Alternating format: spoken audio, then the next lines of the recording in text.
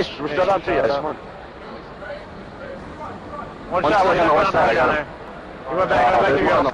And as we took that listen in right there, we heard the North Americans communicating so effectively, and now they find themselves still down by 6. They were trying to claw back into it, as you heard Merc giving some nice call-outs to his teammates, picking up a couple kills right there as we were viewing him. And it looks like Gunshi from the European side is on a tear right now with a 6-kill streak. He has the M8A1 assault rifle, and it looks like he has the classic reflex attachment on that.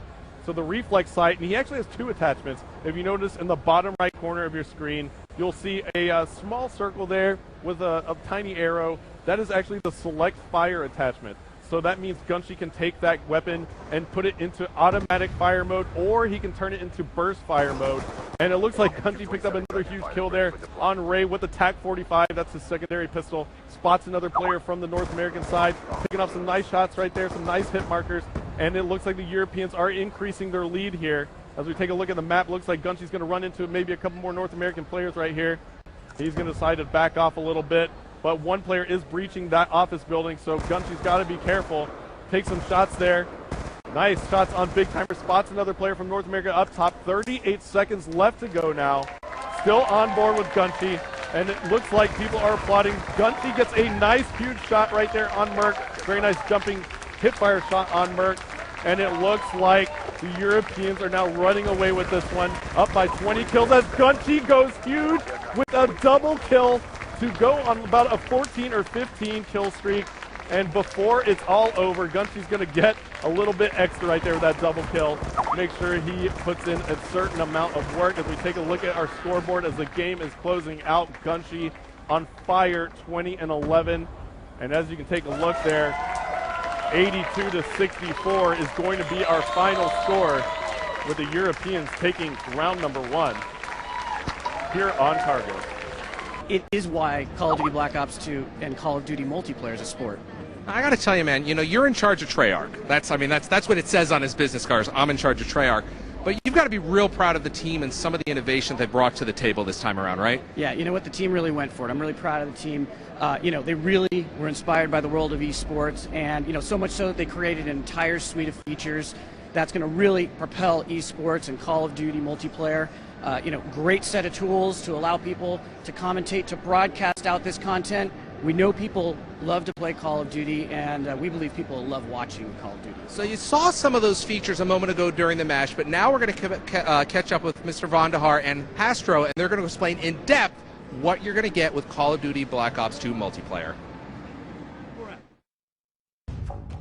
David, that was amazing. What did we just see? That was the world premiere of the codcasting feature in Call of Duty Black Ops 2 multiplayer, and that was Cargo in Team Deathmatch. Thanks, David. Hastro, tell us about some of the tools that we just saw. Sure. So you saw a few different elements in the codcasting feature, and it just really allows us to get in and make a better viewing experience for the audience that's tuning into Call of Duty matches online, right? So you saw an element called the score panel, and that's the kind of the key element at the very top center of the screen. The score panel is just a way for us to give information quickly to the audience, the score, what team's in the lead, and how much time is left in the game. And then, of course, we saw the names up there. That's the nameplate. Yeah, the nameplate essentially is our way of giving the player a jersey and a number, right? A name on the back of the jersey. We're in a first-person POV in Call of Duty Black Ops 2, so we want to be able to identify the player and who you're watching, so that's what the nameplate does. Now, that's all great, but viewers really want to see the map. Tell us about the map. Yeah, the map overhead is a really important piece of information for the audience. So the audience wants to see where the teams are set up, where they're located on the map, where the engagement's about to occur. And also for the commentators, it's a great tool because the commentator can kind of switch players after a player dies and bring you right back into the action faster. Now, this is really exciting. It's almost like watching a TV show, picture-in-picture. Yeah, now the picture-in-picture mode is just really robust, a lot of features there, but essentially you're able to see what the kill streak is for each certain player. If a player's just on a tear, he's got 10 kills in a row, you'll be able to see that in the right-hand column. Also, we have an objective column, so any player who's playing an objective in real time, you're going to be able to see live when that player is playing an objective, and it's going to identify that that player is in fact on the objective. Are there a lot of options that we can tweak? Well, we actually have elements of the HUD that are removable, and you can actually customize the HUD for the viewer, and you can actually go in and let's say an esports league or a big tournament wants to put in their own graphics. So you can remove a piece of the HUD, and we can actually fully customize that for the viewing experience. So you can completely wipe it, put in the mini-map, take it away, different things like that. It's just very, very robust, and essentially that's what makes up codcasting. Now, one of the really neat features is Listen In, where we can actually hear the players, right? Yeah, the Listen In feature in codcasting mode is actually my favorite feature. It really allows us to take the audience and put them into the huddle with the players. So you really get a sense for just how much their communication separates them from other teams in competitive play. The best professional teams in the world have top-notch communication, and it's crucial to them winning a game. So we get to feel what they're feeling, what they're strategizing, and just hear the overall just lingo between the players, and it's just really an exciting tool. It's just such a great deal of information that the audience is going to be empowered with now. In Black Ops 2, the commentators have all the right to make the viewing experience as customized to the viewer and the audience as possible. So, you know, for me personally as a commentator, I want to make the viewing experience as fun as possible for the audience, and I'm able to do that with Codcaster mode, but more importantly, I'm able to make sure that we don't miss those epic moments in the battles that may have gotten lost in the past. You know, these just crucial moments that change the face of the game, and what essentially it determines outcomes of matches. We're able to make sure that we capture all of that. It's a sport. It's how you make Call of Duty multiplayer a sport. And we actually use skill-based matchmaking to put players in the right brackets. Competition is fun at any level, pro players and average players alike. We also have to make it fun to watch, fun to spectate. That's what codcasting does. So that's why that feature is so important. Have that. I am here with Hastro and a very special new codcaster. It's Vaughn, and look at this. So I'm your friend at the moment, right? Am I your friend? I can't tell. Yeah. I'm your enemy. Yeah, you're foe now. This is an amazing piece of work. You know, what's the story behind this? It's classified beyond top secret. Is this an unlockable in Black Ops 2? It's a very special unlock, only available to the top players in the world. Nice.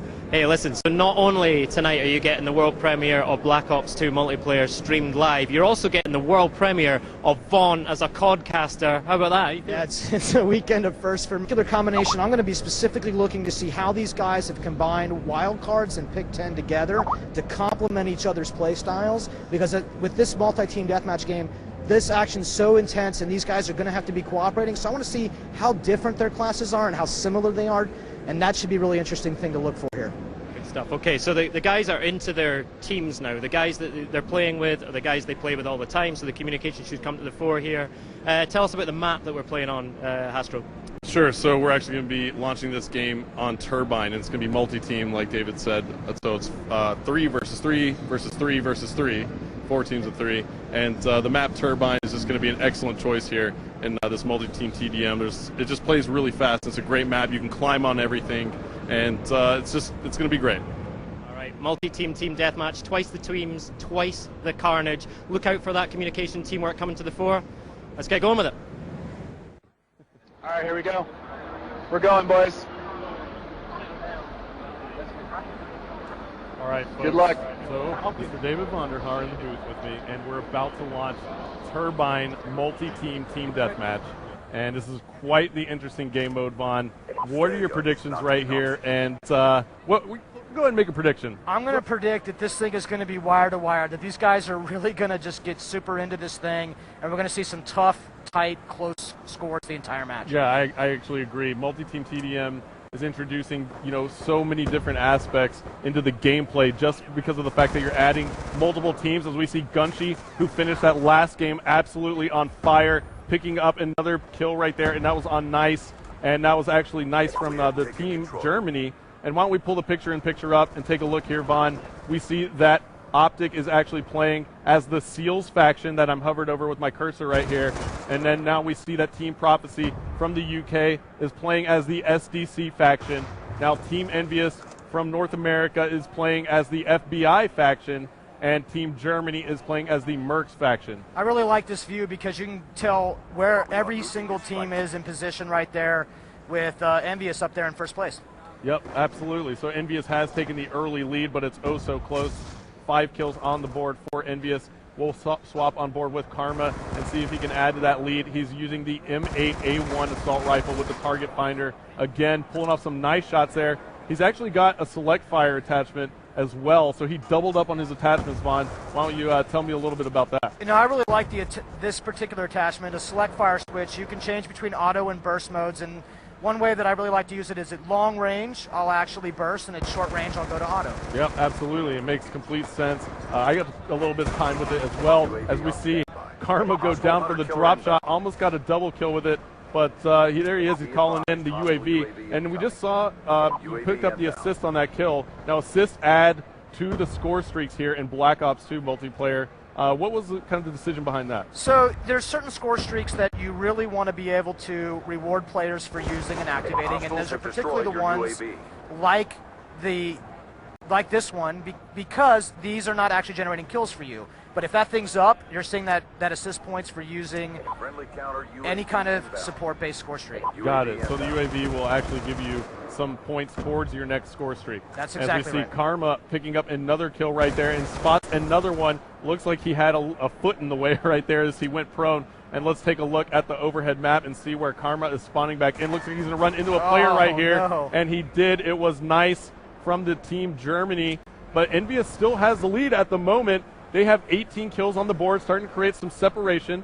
18 to 13. The SDC is in second, and that is Team Prophecy. And Twiz now for NVUS is on a 3-kill streak. Why don't we take a look at his loadout? He's rocking the M8A1 as well. Seems like he has, is that a bouncing Betty there and a smoke grenade maybe? Or is that maybe a flash grenade? Looks like a flash grenade. So looks like Twiz is kind of going with that classic reflex fight. Interesting to see him burst at this range, actually. I would think that you'd want to get in there. Those guys are such precision shooters, though. Man, this is such a great player, Twiz. Yep. Twiz is definitely solid, and now NVUS has taken the lead even more. Why don't we actually take a listen in to Team Envy, Vaughn, and see how well they're communicating. Yeah, he's next to us, Yeah, he's right to your left. Got him. Another one down low, Down low, terror building. Let's work for a kill streak. Still me. Nah. Good kill. I've got UAV, but I'm weak.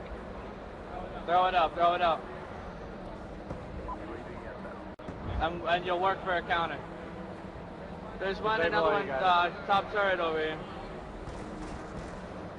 Oh, next week. All right, Vaughn, so NVUS definitely had some great communication right there. 2 minutes left to go. That is probably why they have such a good lead. The communication is oh so crucial, and in COD-casting mode, we can actually put you into the game with the players with one touch of a button, which is one of my favorite features, if not my favorite in COD-casting mode. And it looks like Twiz just missed a player who came up behind him, and it was Optic Ray. And let's see how Optic is doing at the moment. They are your FBI's team, and it looks like they are kind of slacking behind. They're down by about 7 kills. Not too far off the pace, but it looks like Prophecy is now coming back. Vaughn, Shane has a 6-kill streak. Why don't we take a look at him? Absolutely one of the best ways to figure out what player is really hot right now, pulling up picture-in-picture, seeing that kill streak column and knowing exactly where he is. Absolutely. Oh, maybe did we just curse him right there? Well, that happens to me all the time when I swap the players. I curse him, and look at this. Shane is fully loaded with score streaks right now. He's got the death machine out. This should be really entertaining. Yeah, the death machine is just massive in this game. It does some super damage to the body of enemy soldiers, but you know what I like to use it for? I actually like to take out score streaks with it, because it's brutal. I mean, if there's a score streak in the sky and I can take it out with the death machine, I'm going to do it. It really fires so many bullets, and it's kind of absolutely devastating, those score streaks, and it's absolutely devastating right there as we see Shane picking up the kill on Big Timer from Optic. NVUS is still in the lead by 4. We're headed into the last minute of the game now, Vaughn. And why don't we take a look at the picture-in-picture again, and let's see if we can hop on board with somebody who's on fire. Looks like Gunchy's on a 3-kill streak.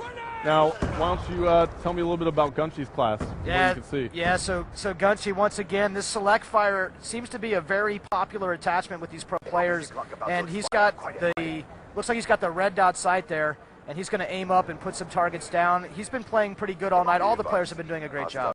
Yeah, and it looks like there are 19 seconds left to go. And there's a care package there for Gunchy. He's only down by 3 kills. He has a care package and a UAV. Choosing not to go ahead and call it in, his strategy might be to go ahead and try and just work around with his gunplay. 6 seconds left, only 2 kills separating our teams. Can they do it as we're on board with Gunchy? Can he catch back up? Oh, so close. Yeah, 42-41. He picks one up right there. And it looks like that was so close at the end. Gunchi picked up that final kill, but it just wasn't enough. If one of his teammates was able to help out, they would have came